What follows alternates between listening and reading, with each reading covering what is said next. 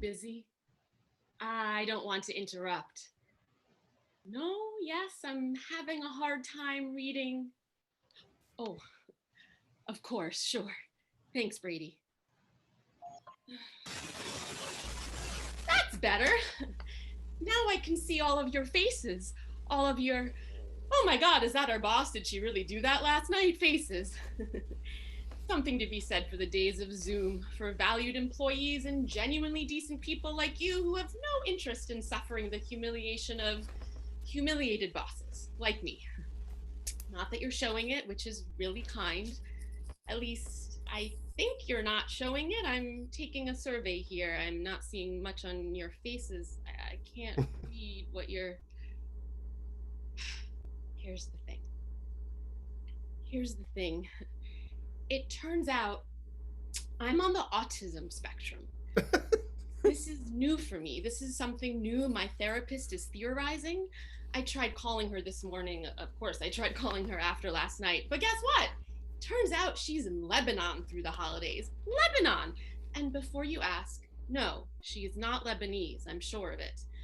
So maybe it's a pilgrimage of some sort? Some Christmas stuff went down in Lebanon, no? The area now known as Lebanon? I didn't read Lamb. Is that terrible? I know a bunch of you read Lamb when it was the company book club book a few years ago. I should have joined the book club. Socializing with my colleagues, reading literature, learning some biblical geography.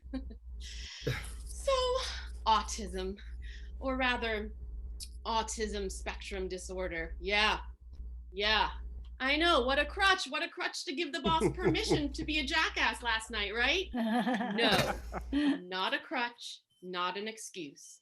I'm just trying to give you some context. Like Jerry Seinfeld when he announced his autism. Well, not really like Jerry Seinfeld. Obviously, I'm not funny, I'm not rich, I'm not Jewish.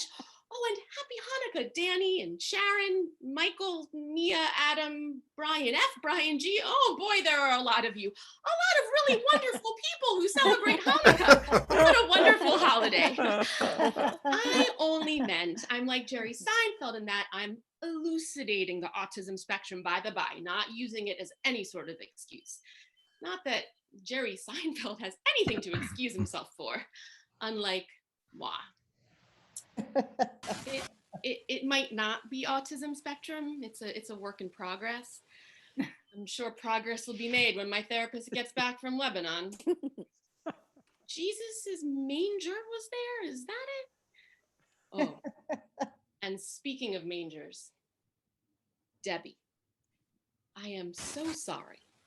A lot of it is still hazy, but I ate your manger, didn't I? I'd had too much to drink, obviously, which potentially triggers the potential autism spectrum issue, and I ate your manger.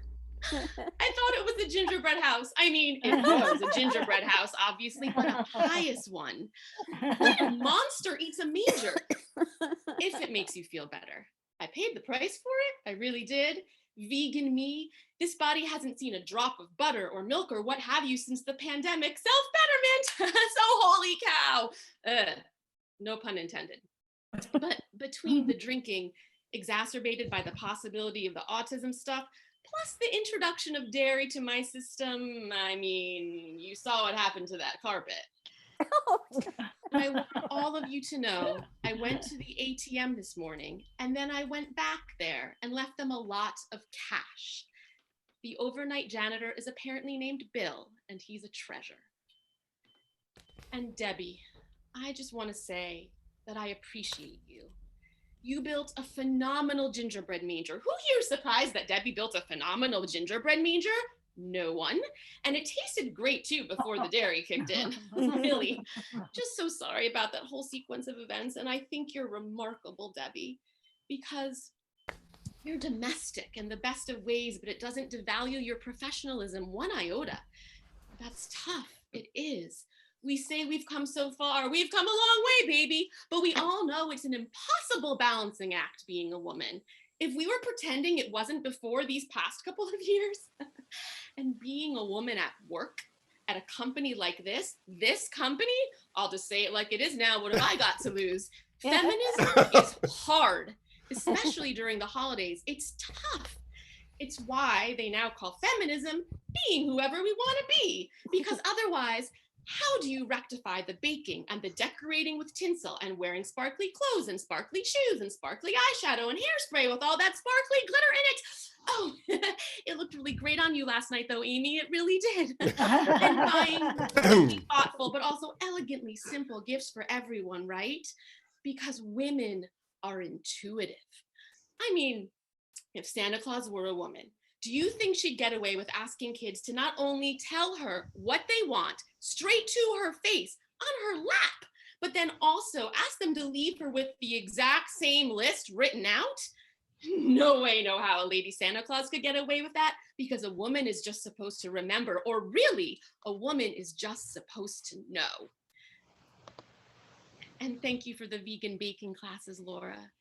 If I recall correctly, I opened the envelope just before I passed out, and it was so very thoughtful of you and elegant.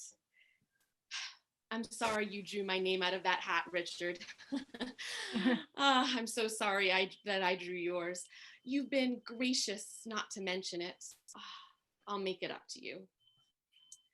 And you've all been so gracious not to mention the stuff I said about my kids. Look, there was a pandemic. Then there wasn't, which is great.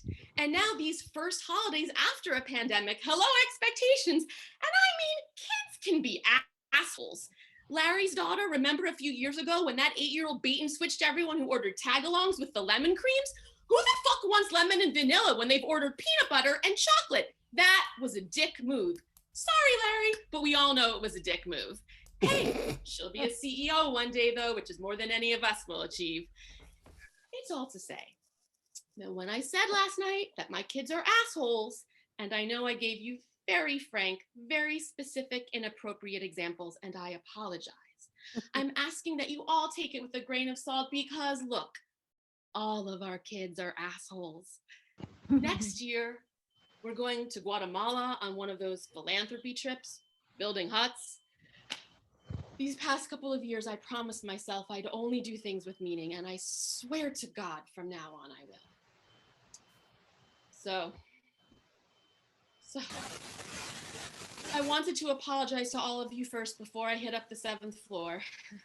I've got some apologizing to do up there with the bigger bosses too, obviously. Hair plugs are not Christmas lights for starters, but you already knew that. I did too, obviously. But, you know, the holidays, post-pandemic, plus the dairy in my system and the alcohol and the struggle for feminism, all compounded by the potential autism spectrum, compounded by my kids on the asshole spectrum. But it's okay. It's okay. It's all told me something. It's told me I should go. I don't belong here. I swore I'd make a life of meaning. I will. I will. So I made a 10 o'clock appointment with the 7th floor. I've given my notice. Before you say I'm being overly dramatic, I Googled this. This is the inevitable. This is what happens. It's time for the after, because this is how it always ends when the before is what I did at last night's party. This is always how it ends when people who do far less than I did at a company holiday party do what anything approximating what I did. There was this one post about a beloved receptionist of 9 years who barely lasted a week after that because of the shame she felt. And she was beloved, truly beloved, and I'm not. That's not a prompt for you to tell me otherwise. It's fine, I know. And I know what I did last night isn't the absolute heart of who I am, but it's on the spectrum. It's okay. It's life. So, thank you. Thank each and every one of you for hearing me out. Not that you had much choice, since we're all back here together now. No mute, no TV watching during a boring meeting. Not that I did that. But none of you put your earbuds in just now. So that's something. You're wonderful. Happy holidays. Mhm. Nice. Well,